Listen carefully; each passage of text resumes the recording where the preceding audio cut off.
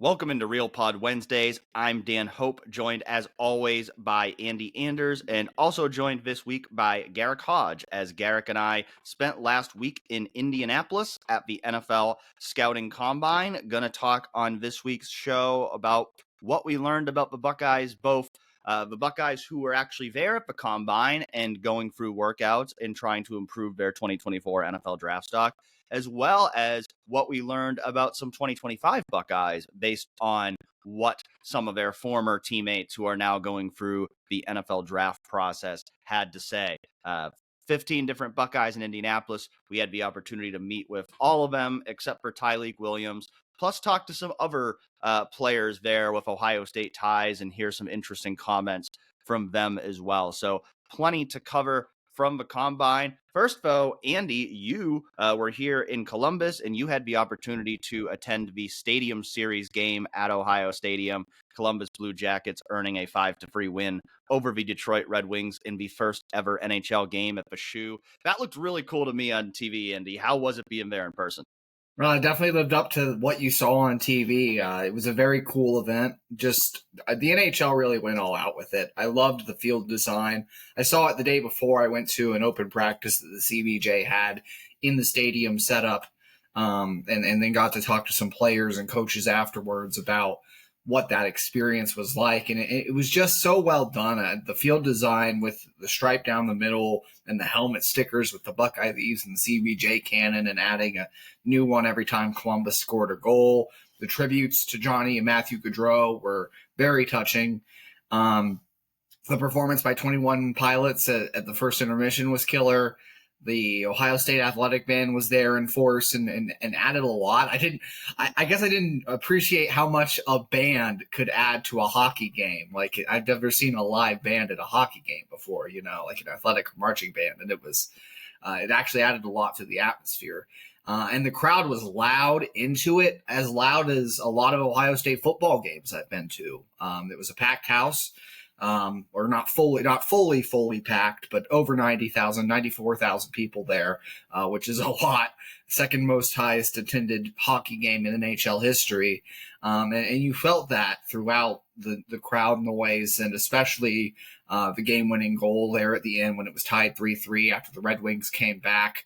CBJ gets that go-ahead goal, and it was just an electric environment, and I think it's going to do a lot to grow hockey in the city of Columbus, because you're talking about a franchise that's only been around since the early 2000s, and I think this was an important sort of get out there game for the Columbus Blue Jackets, and I was very pleased too to see that the crowd was mostly CBJ, because there's a lot of Detroit Red Wings fans in Columbus because of how recently the franchise was founded. So long story short there, very cool experience. One of the cooler events I've been to in my journalism career, I think. Yeah, you don't usually see the home crowd rooting for the blue team to beat the red team when you're playing in Ohio Stadium, but they were on Saturday, and they did ultimately get that win for the city of Columbus. I know I was sitting there watching from home, was certainly feeling some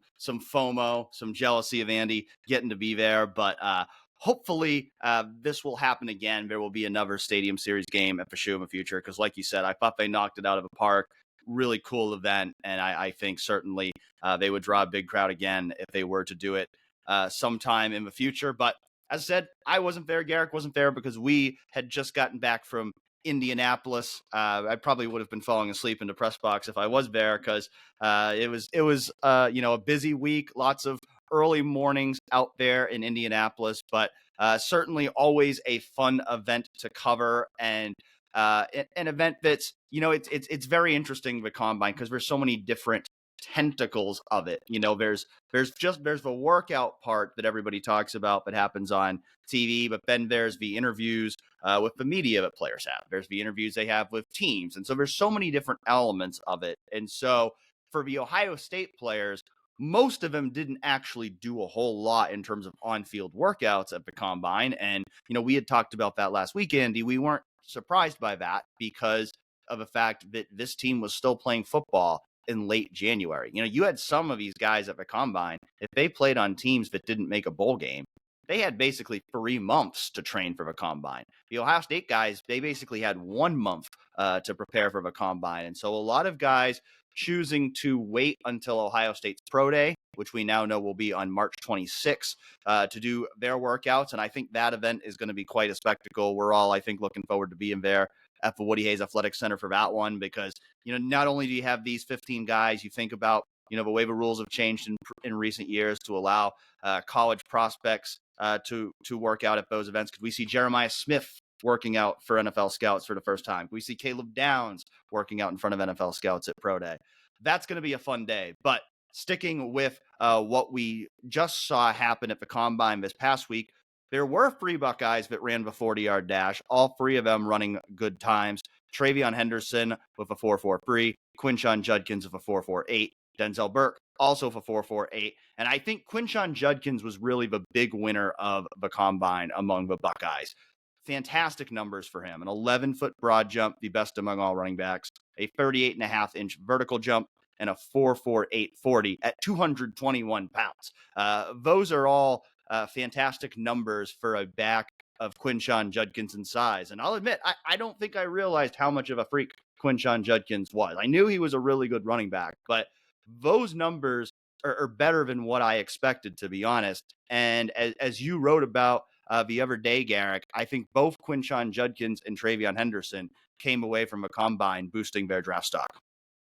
Well, I think they'll turn a lot of heads because, like you said, Dan, they've only had about 3 weeks to train, and they decided, screw it, I'm going to run anyway and get all this out of the way. And not only did they do that, they performed very well. Both TreVeyon Henderson and Quinshon Judkins. Yeah, I don't know what I was expecting Quinshon to run, probably somewhere in the 4.53 range, somewhere around there. But yeah, when his time started with a 4.4, I was like, wow, this guy is moving for a guy that size. I always find 40-yard dashes amusing in general because the difference between a great time and a average time is a few tenths of a second. So we're like, wow, this guy's really moving or this guy's really slow. But in reality, you're like, oh, well, there's 1 step of a difference oftentimes. But to your point, that's why a lot of people probably delayed running the 40-yard dash, because if you get another month training, you can add a few tenths of a seconds to your time, which is so crucial in the eyes of NFL scouts these days. But yeah, TreVeyon Henderson, Quinshon Judkins, probably the biggest risers from the talk of the NFL Combine. There's a little bit of buzz that either might sneak into the late first round. We'll see. I have my doubts just because of the value of the running back position in today's modern NFL. But at the worst, I think both are early day 2 picks at worst. Garrick, which one do you think will get drafted first? Oh, man. I truly think if you polled all 32 teams on which one they preferred, they would be split down the middle. 16 would prefer Quinshon and 16 would prefer TreVeyon. They're just 2 different styles. But I would guess someone will value TreVeyon's big playmaking ability and tendency to break off a long run because that can win you or lose you an NFL game. So I will guess that TreVeyon gets taken over Quinshon very slightly. I agree. I think Quinshon probably solidified himself in that second round range with the day that he had at the NFL Combine. I think TreVeyon could go in the late first. I really do. I think with that home run hitting ability that he has, I wouldn't bet money on him going in the first, but I really do think that he could sneak into that late first round range. Andy, what do you think? Yeah, I'm with you guys. I have TreVeyon going before Quinshon only by a very slight margin. And like you guys, I was surprised to see those combine numbers out of Quinshon. I mean, I don't think we really fully appreciated that these were both freak athletes for Ohio State in the backfield this year. And you would always admire Quinshon's power, and that shows in a broad jump like he had. But to see it manifest physically in some of that testing was really cool. For me, it's not just the explosive playability that TreVeyon has. I think he's a very complete running back. I think he's a little better as a receiver than Quinshon. I think he's a little better as a blocker than Quinshon. Those are very small factors, but I think enough when you're talking about 2 guys who are pretty inseparable in terms of their college production, in terms of their testing. Those are the little things that can make a difference in terms of if you're an NFL team debating between TreVeyon Henderson or Quinshon Judkins. But to your guys' point, again, it's different styles, and maybe someone wants more of that power back between the tackles, downhill style in their offense, and so that might make you opt for Quinshon in that circumstance. So it's a very interesting debate, I think, to be had between the two. Now, I think on the other end of the spectrum, the Buckeye whose combine performance is probably being critiqued negatively the most is Will Howard. And, objectively, it was not a great throwing session for Will Howard. There were certainly some notable misses. I think he had some good throws too, but I think all in all, that combine throwing session hurt Will Howard's draft stock more than it helped it. Now, that being said, people who listened to us last spring will remember, this time a year ago, us going out there watching Will Howard at spring practice. We weren't exactly impressed. And I think watching that combine throwing session kind of took me back to last spring. And seeing some of the accuracy issues he had on some of those throws reminded me of some of the things we saw last spring. And then I thought about how much better he looked in preseason camp, and then how much even better he looked in the season. And I think what that shows me is Will's a guy who gets better when he builds chemistry with his receivers, when he develops that timing with his receivers.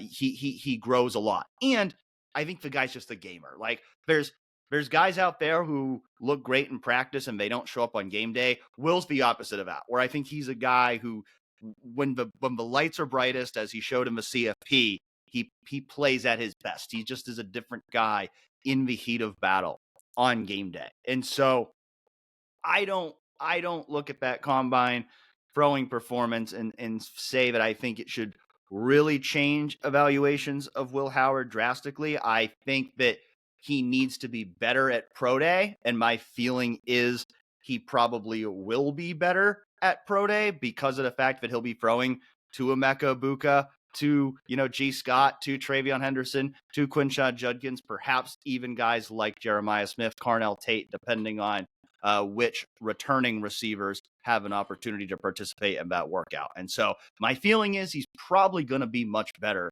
in that pro day setting than he was at the combine. But Garrick, what's just your kind of takeaways on where Will's draft stock stands right now after the combine? Well, I'll answer your question with a question, Dan. You being our NFL draft guru, who had the best and the worst throwing session at last year's combine? Do you remember? At last year's combine, man, I honestly don't remember. Exactly. The whole point is that was a really good one. Yes, exactly. I think we're talking about this because it's a good talking point right now because it's early March. The football season just ended.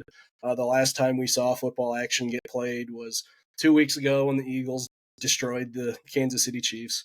So a lot of us football freaks, and myself is included in this, are just hungry for football. And the combine is kind of our real first, oh, good, people are actually doing stuff again that actually kind of matters, even if it's just throwing routes on air and running around and, meeting guys that they've never met before in their lives, but are now trying to have the most important job interview of their entire careers after knowing a guy for a couple hours. The point being is that I think Sean Payton said something pretty similar last year. Bo Nix wasn't even near the top of their board at this point last year. And he remembered when Bo Nix participated in the combine, he was like, I don't remember him throwing particularly well either. So I don't think a couple errant throws and, not to make excuses for Will because there are a couple that he would like to have back. And he even said so himself. But I just think that one throwing session and NFL career stock does or does not make. Joe Milton was awesome at this, if I remember correctly, last year. And hey, maybe he is pretty good because he had a pretty good last game for the Patriots. So maybe the NFL draft gurus are onto something. But the point being, with Will Howard's draft stock, I feel like it always kind of is what it is because with Will, in my opinion, what you see is what you get with him because he's a guy that's going to be a great leader in the locker room. He's going to command the huddle, and 5 Buckeyes told us that last week as such, that his presence in there is pretty overwhelming because he relaxes everyone, he gets the play in, and that he's going to do his job. But he's not going to overwhelm you with this awesome arm talent or anything like that. But if you put the pieces around him, he can get the job done. I think Will is just stuck in that second round to fourth round range. We've had this discussion for weeks off air, and I think Will is just going to go to a spot where an NFL GM is okay with a high floor, low ceiling prospect. But again, I would have said the same thing about Brock Purdy. Like, what you see with him is what you get. Like, the guy doesn't do anything that jumps off the page. And then lo and behold, he gets in a good situation and he throws for 40 plus touchdowns and almost wins a Super Bowl. So there's a path to Will Howard having a successful NFL career. But the last thing I'll say about him, and I'll turn over to the rest of you guys, is that the best argument he made for himself, and I kind of believe it, is when the lights shone the brightest, he came through. And he went to a stage that I didn't know he was capable of, especially not after we saw him in the spring.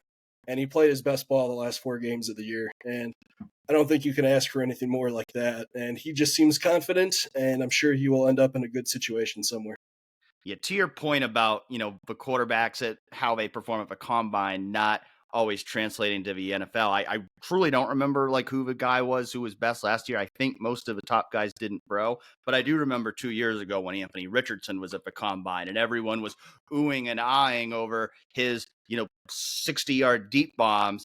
And now 2 years later, after going with the number 4 overall pick, the Colts are talking about bringing in another quarterback to compete with him for the starting job. Because as it turned out, the fact that he was a 50-something% passer at Florida meant more than him looking good throwing a deep ball in shorts. And I think the other side of that is true to what you just said with Will Howard. That, I think for all of these guys, another reason why they didn't do a lot at the combine is because they really didn't need to. I mean, all of these guys played great in the college ball playoff. They played great against really good teams.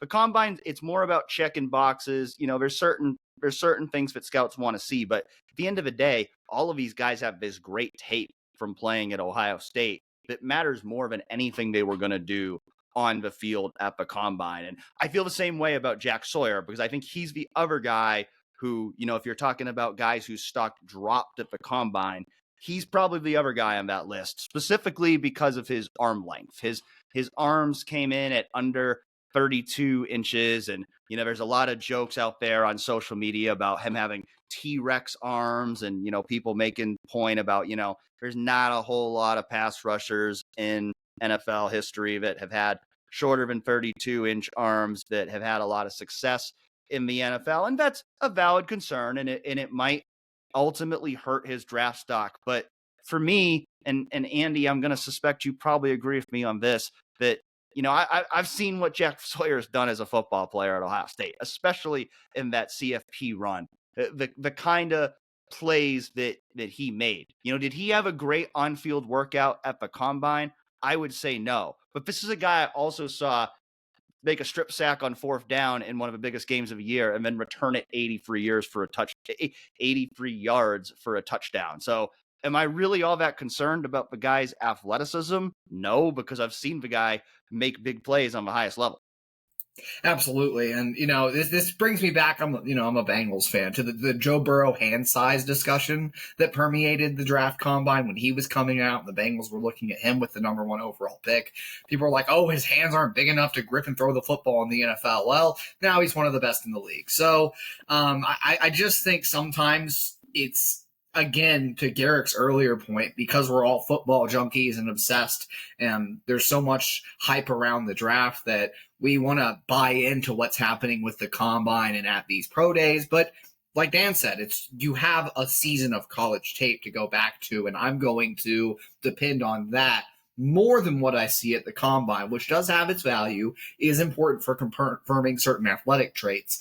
But as it pertains to Jack Sawyer, a couple combine drills and an arm length measurement aren't going to discourage me from what I saw in the season and in a couple of different stretches of his Ohio State career. How he came on in the second half of seasons, both in 2023 and 2024, I think speaks to the level of football player he can be.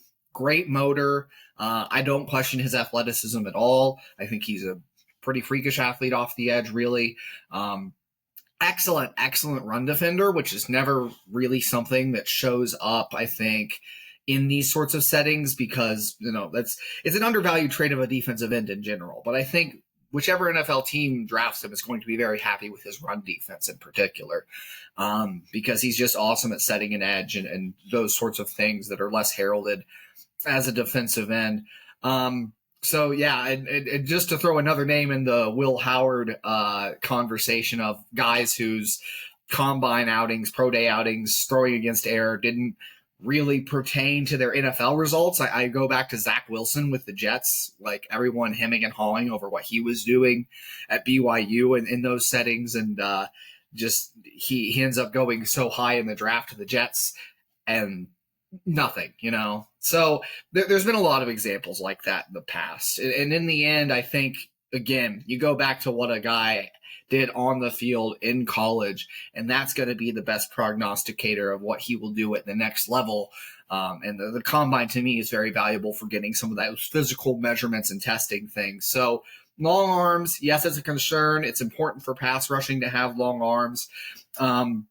But at the end of the day, I just think Jack Sawyer is going to have a really good NFL career, and he's shown why through his last 2 seasons at Ohio State.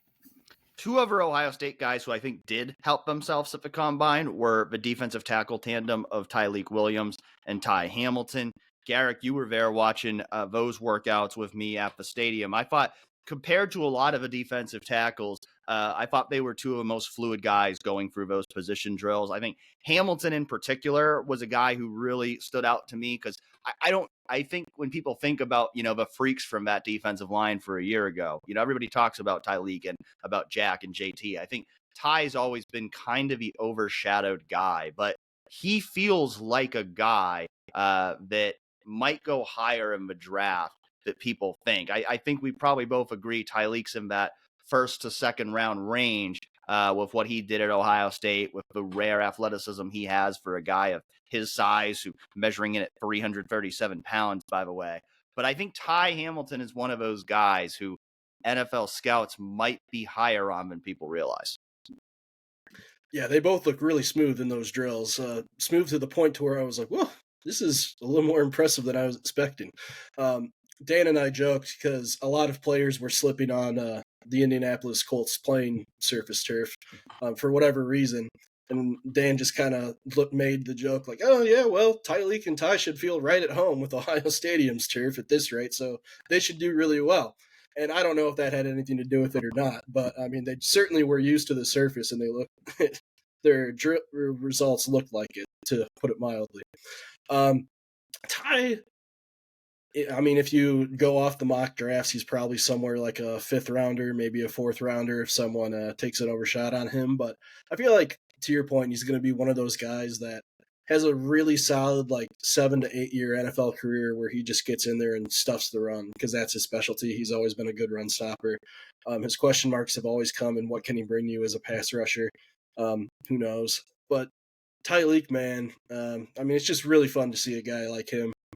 From where he was as a freshman when he admitted that he had conditioning issues and couldn't stay on the field for too long, and then turn into the force that he was last year and really be that all-around defensive tackle. I don't quite know if he'll make it into the 1st round. I mean, there's a lot of good defensive tackles in this draft, but yeah, I think he should be off the board by early 2nd round, I would guess. If we now look ahead to the future of Ohio State football, the 2025 Ohio State football season, lots of questions to the members of last year's Ohio State team at the Combine about the players who will be playing for the Buckeyes this season. And, certainly I think one of the players that we most looked forward to getting those answers from was Denzel Burke, because Denzel Burke, we've said it numerous times over the last couple of years, he's always kind of been the arbiter of truth. He was the guy who kind of poured cold water on Will Howard initially last spring and then told us in preseason camp that Will had gotten a lot better and they really liked what he was seeing. But going into the spring, Denzel Burke seems very confident about what Julian Sayin can be. And if he is still the arbiter of truth for Ohio State, then Ohio State fans can start getting excited about Julian Sayin based on these comments. I think Julian that guy, to be honest with you. So, and Lincoln's pretty good too. So I'm great. I'm ready to see this little matchup they're gonna have. But Julian is a great player, great sip on the ball. great pocket presence. He's going to have a good career. When did you know that Julian could be that good? I mean, a couple practices in when he first got here, just the way he's throwing the ball, how he's to himself, how he's he's all about ball. I can just tell. Yeah. Did his arm remind you of anybody else? No, I ain't gonna say that. He has a good arm, but I don't want to put nothing on him right now. But he's gonna be a great player. Garrick, who do you think Denzel Burke was thinking about in that moment? I mean, I don't want to put words in his mouth, but it seems like a pretty likely scenario that he was thinking about comparing Julian Sayin to C.J. Stroud. That was my takeaway, at least. But yeah, I mean, I'm looking forward to watching this quarterback competition in the spring for sure. I mean, anytime Ohio State has a quarterback competition in the spring, it's always the most interesting storyline because, fans flock to it. And I mean, it's more fun for us too, because you get like a real insight in watching all of them throw. And it seems like every throw counts at every rep, but there's no talent from there's no doubt about the talent from the practices that we were able to see in the fall camp. That arm talent is absolutely there for Julian Sayin. The guy can spin it like nobody else. There's a reason he was a 5-star quarterback and ranked in the top 3 in his position group in his 2024 class. We'll see if he can keep that momentum going. A lot of people raised the alarm bells after one throw at the Tennessee game after he sat for 4 hours and then got brought into a cold game and was asked to throw one pass that didn't look very well. But yeah, I'm optimistic on Julian Sayin. Not saying he'll be handed the job directly, but I would say I'm pretty cautiously optimistic about where the Buckeyes could go if Julian Sayin's the future of Ohio State football. And hey, don't take it from me, take it from Denzel, because that guy does not hand out praise very easily. You have to earn it. It's interesting too. I think Ohio State. It's nice to get that insight for us, getting to watch practices. A lot of Ohio State fans, their only exposure to Julian Sayin thus far was that Tennessee game, or maybe a few spots here in the regular season, and then the spring game when he didn't have the best performance either last season. But when we saw him in the practices we watched in the spring, especially, and then some in the fall, that arm talent really stood out. And I still remember throws where he was fitting it in between multiple defenders on the sideline in some of those practices. And it's, I think the praise and the talent is warranted. Now it's a matter of, like you said, Garrick, trying to build on some of the momentum, the things he learned, and learning the offense going from last year to this year. And the first step in spring is to try and solidify yourself a step ahead of Lincoln Keenholz, because I'm sure, as with pretty much every quarterback competition we've seen under Ryan Day, it's not going to be officially over until the fall. But I think it's definitely good to hear, like you said, someone who doesn't hand out praise as much, like Denzel Burke, talking up Julian Sayin. Now, there were a couple of moments in Indianapolis where I thought about Andy, and those came when we were talking to Lathan Ransom and TreVeyon Henderson, because Lathan Ransom was asked to name an up-and-coming player who he thought was going to be a breakout player in 2025. And he named a player that I know to be one of Andy's favorites going into the 2025 season, and that was James Peoples. And then TreVeyon Henderson made a comparison to James Peoples, but I've heard Andy make before as well. Man, he has a build like J.K. Dobbins, and I kind of see them, similarities in their game as well. And I know J.K. Dobbins, he was a great running back. I feel like he's not talked about enough a lot, but man, his career here, you watch his highlights, is great. I remember before I committed here, I remember watching J.K. Dobbins highlights like every one of his years here, like 4 or 5 times. And so, man, he was such a great back. And I feel like, when I see J.K. Dobbins, when I see James People, I see similarities to both of their games. I feel like they play the same. Andy, you could not contain your smile watching that clip. Yeah, where'd you get that one from, TreVeyon? Huh? You watching RPW in your spare time? No, obviously kidding on that, but like it's there because I think it's apt. It's an apt comparison in their running styles. Even the fact that they're both from Texas, like this is, I really think what reminds me of JK a lot in James Peoples' game is his shiftiness and his power. And unexpected power, sort of, because you don't look at James, you don't look at JK and see them as the most physically imposing backs, right? They're not towering over anybody. We're not talking Earl Campbell here, but at their size, they have a fantastic ability to keep their feet moving through contact and are willing to embrace and run through contact. The jump cuts and the shiftiness, sort of that ability to make one good jump cut, find a gap and attack it, I think is very similar in their styles between what we saw from James Peoples, both in the limited reps he got in games last year and in practice, and what we saw at J.K. Dobbins. Now, he's got a lot to prove to reach J.K. Dobbins' level. I'm not going to say he's there yet, obviously, but there's a lot of similarities in their game, and I'm glad that TreVeyon Henderson is also seeing what I saw in that regard. A few other comments that stood out to me from the 2024 Buckeyes about returning Buckeyes. It's always, to me, it always stands out more when a guy is asked about naming up-and-coming players and they name somebody who isn't in their position group. Because it's very easy to just say whoever's the next guy up on the depth chart at their position group. I think when a guy goes out of his way to name somebody who isn't in their position group, that's a little bit more telling, which is why I brought that up with Lathan Ransom on James Peoples. And I'll also bring it up with Emeka Egbuka because, he even said it when he was answering the question. He said, I want to think about somebody who isn't a wide receiver. And he named Jaylen McClain. And there was a lot of talk about Jaylen McClain this week. Will Howard talked him up. Jordan Hancock talked him up. He just feels like a guy who's on that trajectory. Certainly Malik Hartford is going to be competing for that starting safety job alongside Caleb Downs this year too. But Jaylen, to me, just feels like a guy who's got that momentum that if he can perform really well this spring, I like his chances of emerging as Ohio State's starting strong safety this year. What do you think, Andy? I'm right there with you. And, I've been writing my spring position previews.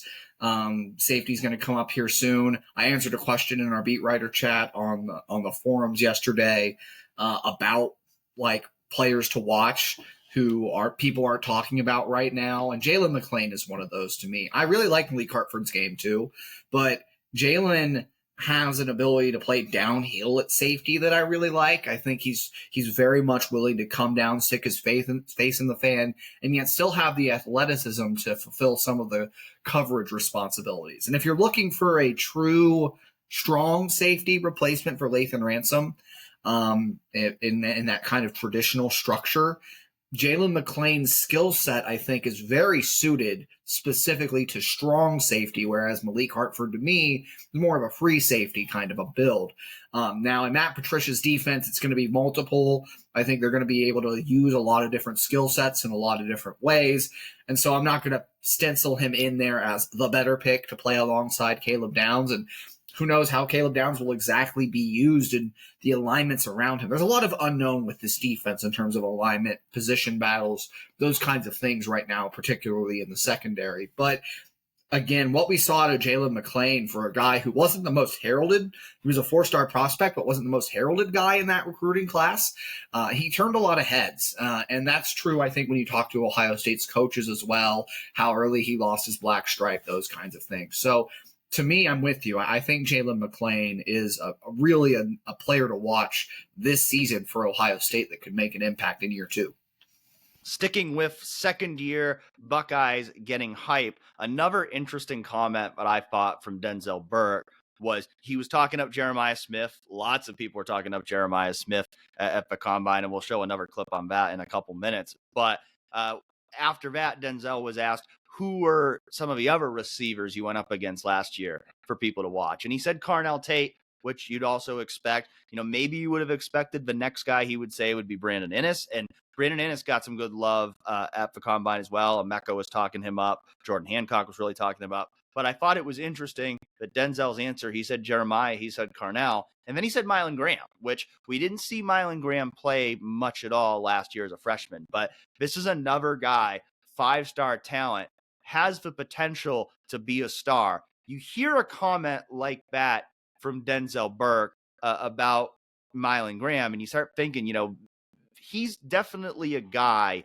here this offseason who has the potential to force his way onto the field. Maybe he's that number 4 receiver, even number 5 receiver, but I think he's a guy, if he has a good offseason, is one of those guys who can force Brian Hartline, can force Ohio State to find a role for him. Garrick, what are you expecting from Mylan Graham this year?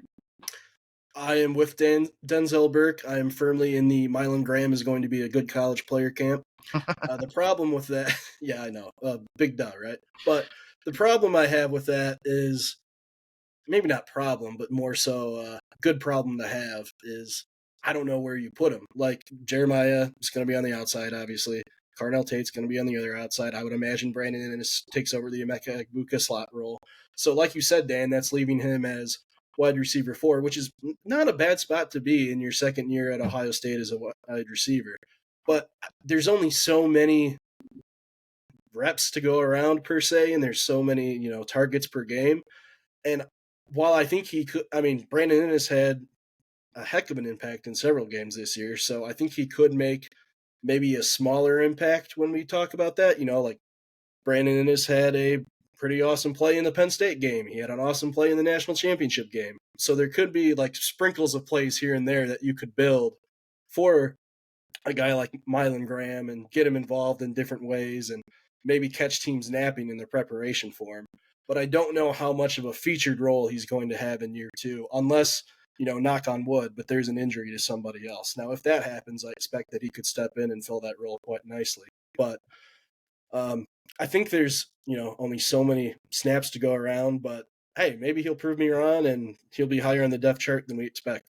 It's a fair point, because at this time last year, I remember we were having conversations about, well, Brandon Ennis is going to be wide receiver 4, but we still think he's going to play a lot. And he played some, but he didn't play as much, make the kind of impact this past season that I think we all expected going into the year. So could Mylan Graham potentially be in that same boat this year? It's certainly possible. And one other reason for that is because Ohio State could also have the best receiving tight end in the country. At least that's what Lathan Ransom thinks, because Lathan Ransom also revealed in his interview that he told Keenan Bailey after Ohio State beat Purdue in November that they should go after Max Klare if he entered the transfer portal. And, he had good reason to think that could be a possibility, because Purdue ultimately went on 1-11, fired Ryan Walters, pretty much all of their really good players who are still going to be in college entered the transfer portal, and Ohio State ended up emerging in the forefront of that race to get Max Klare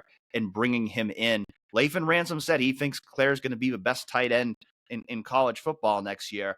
Obviously, the big question there is just how big is his role going to be, because Ohio State's offense hasn't always been the most tight end friendly offense in terms of receiving. We did see Cade Stover play a really big role in the passing game a couple years ago.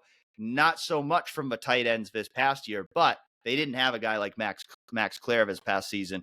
Andy, we've talked about it before. We think this tight end room has the real potential to be the best tight end room in the country. And certainly a comment like that from Lathan Ransom only adds fuel to that fire. Absolutely. And, I think one thing that helps Max Klare's production potential for this year is actually Julian Sayin or Lincoln Kienholz, if he ends up winning the quarterback competition in an upset. Either of those guys is inexperience, because I think what you think back, the last time an Ohio State tight end had a really big receiving season was Cade Stover in 2023. It was with a first-year quarterback. And this is a trend in general with first-year quarterbacks. It's easier to kind of throw to that target that's closer to you, and no one is closer to you in the formation as a typical receiving weapon than a tight end. So I actually think that might help Klare's target share a little bit. And also the fact that he's just, I think, too good not to get involved. You talk about a guy who had almost 700 receiving yards and maybe the worst offense in the Big Ten or even in the country, one of the worst offenses in the country. Like Purdue was awful last year. And to have the production that he had, lapping all the other receivers in like every other category for that team. I mean, he was so far and away the best player in that offense. It was kind of ludicrous. And so it was a massive transfer portal addition for Ohio State. We've talked about it before. One other quick point to make on Mylan Graham, just because I wanted to add this, is that I think he could get involved as a returner with his speed, did that great in high school.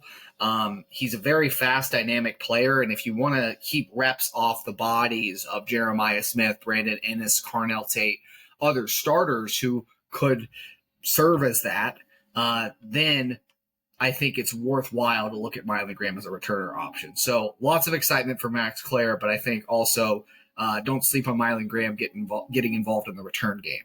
Yeah, it's an interesting point because, last year, TreVeyon, Henderson, and Buka handled most of the kick return duties. They're both now on their way to the NFL. So particularly in that kick return phase of the game, they're going to need somebody else to take over those responsibilities. Could Mylan Graham be that guy, especially if he is that number 4 receiver? I think that's a good idea on your part, Andy.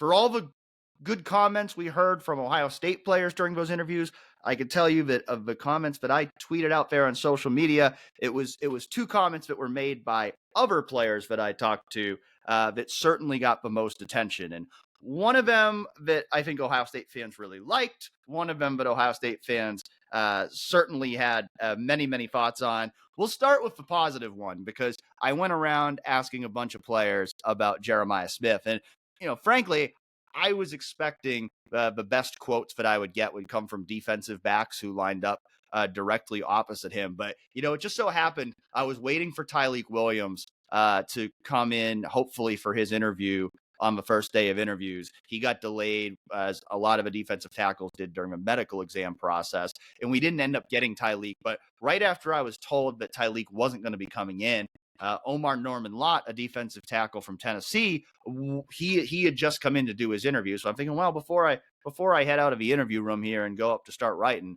I'll go talk to this guy because he played against Ohio State in the college ball playoff. And I didn't ask him directly about Jeremiah. I just asked him about what it was like playing against Ohio State in the college football playoff. But he had some fun comments about just how good Jeremiah Smith is.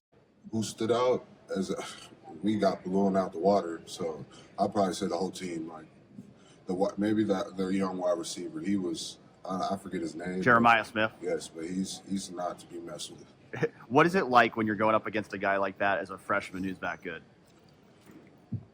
You're like rendered powerless. You're doing anything you can to stop him, but it's man versus man game sometimes. And that day, he was the better man. Like you said, Dan, I wasn't expecting the best "how good is Jeremiah Smith" quote of the week to come from a defensive tackle, but you know what? I hope his draft stock goes up for that. Should get awarded points for honesty. Honesty is the best policy around here. Yeah, it's actually interesting because I didn't really know much about Omarr Norman-Lott before the combine. He was actually a backup for Tennessee, but they rotate a lot at the defensive tackle position. And then I saw the other day, Todd McShay was saying he thinks he could be a 3rd-round pick. So he'll be a player to watch. And whenever he does get drafted, I will certainly think back on that moment. I also think a lot of Ohio State fans will think back on what Tez Johnson had to say when he gets drafted, because his take on why Ohio State beat Oregon in the Rose Bowl after Oregon beat Ohio State during the regular season was, well, it was certainly a take. The first Ohio State game, I felt like they came out there and they wanted to see who can win skill for skill, just let us play. Second game, they kind of played it like, all right, we're going to drop back. We can't hang with these guys, skill for skill. So we're going to try to keep everything in front of us. So that's what they did, and and for them, it worked. So we went out there to that game and think we definitely had a really good game plan against those guys, but they executed well. So kudos to them, tip my hats to them, because they won the national championship. If you beat us that year, you definitely better go win the national championship, because that game, I think for sure, was the national championship for us. I do think there was some validity to the larger point of the idea that Ohio State changed up what it did schematically in that second game versus the first game. It did, play further back, try to keep plays in front of it, force Oregon to take the small stuff. There were multiple other Oregon players that I talked to that expressed a similar sentiment. But I think the idea of saying we can't hang skill for skill after Ohio State led that game 34-0, I'm sure that one got some reactions inside the Woody Hayes Athletic Center. Yeah, you don't. For sure. Yeah, I mean, it sounds very silly because it is a little silly, to say something like that. I think I'll give him the benefit of the doubt on that. I think sometimes when, as a receiver specifically, you talk skill for skill, then you've got to realize this isn't going to be how it's perceived by a broader audience. But I think he meant generally that they played less man coverage in that game, weren't willing to just single up on islands with their corners and, get toasted by Evan Stewart down the sideline for a 60-yard touchdown or whatever. But to give a comment like that after a team beat you so badly, I mean, come on, man. It's like, I know the coverages were safer. Obviously, the game plan changed, but you can't sit here and be like, oh, they were scared to match up with us, so that's why they won. It's like, come on, man. They beat the brakes off of you. It happens. Woody Hayes had a great quote that, nothing cleanses the soul like getting the shit kicked out of you.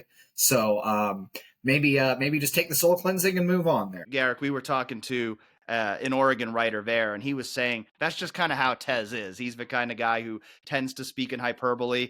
During that same interview session, he said Dylan Gabriel should have won the Heisman. I believe he also said he thinks Bo Nix, who's actually his brother, he said he thinks Bo Nix is going to be the best quarterback in the NFL next year. So that's just kind of how he is.